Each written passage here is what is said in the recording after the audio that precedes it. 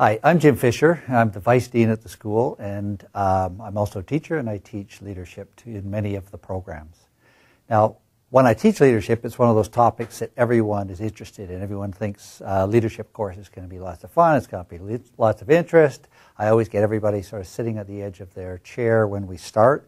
But what I really know is that most people believe that leadership is really about attributes and traits and character and who they are and what they're doing. So I always think as I'm looking around the room that most people are there, they're kind of really paying attention to say, okay, what are those attributes and traits and do I have them? And is this really going to be an affirming activity for me? Or are there some that I'm going to be able to get so I can be a leader? Because most of us would rather think of ourselves as being some people who have this opportunity to lead rather than somebody who's going to have to follow all their life.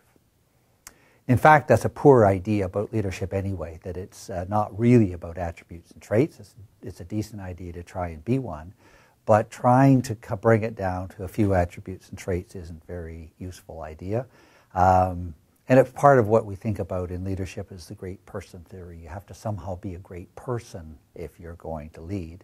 When in fact what we know is people who are leaders, who are able to influence others to do what they want to do, come from a wide variety of backgrounds, have a wide variety of traits and characters and attributes. And the most important thing is not to be trying to find that magic combination. What's more important is to try and use those attributes and traits you have in the most effective way.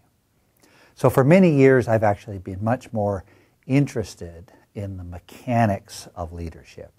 What is it that people actually do with the attributes and traits that they have, rather than what attributes and traits they need? Because in fact what we know is people come in lots of different shapes and sizes. So what we really delve into in terms of a course is the mechanics.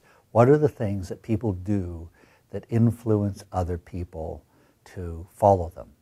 And it's because we know a lot about the mechanics that leadership is in fact now a teachable subject.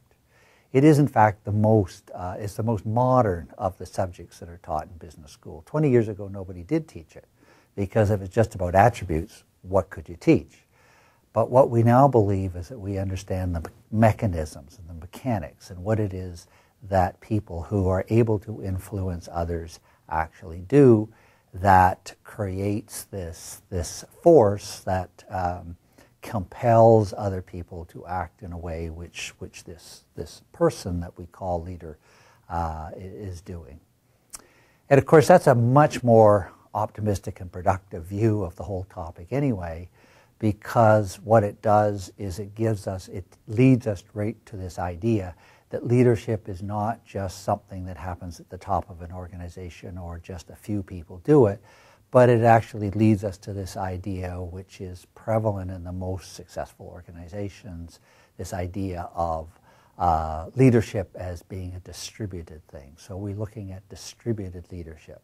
And the great organizations in the world and these miraculous organizations like Microsoft and Google and Facebook have been organizations that work and thrive and have grown at a pace and a level of profitability never before seen in the industrialized world. In fact, never before seen in the world anywhere that we have organizations grown at that pace. They only grow at that pace because they have embraced the idea of distributed leadership. They've embraced the idea that in fact it is within the capabilities of many, many people to lead. And in fact, all we have to do is give them a chance and let them step up, and they will in fact demonstrate, and they will be able to do things which we never used to think were possible. So that's what we do in leadership. It's mechanics, it's work, it's really, really hard work. By saying it's mechanics doesn't suggest it's easy. It's actually the most difficult and thoughtful work that anybody does, but it's a work that anybody can do who wants to do it.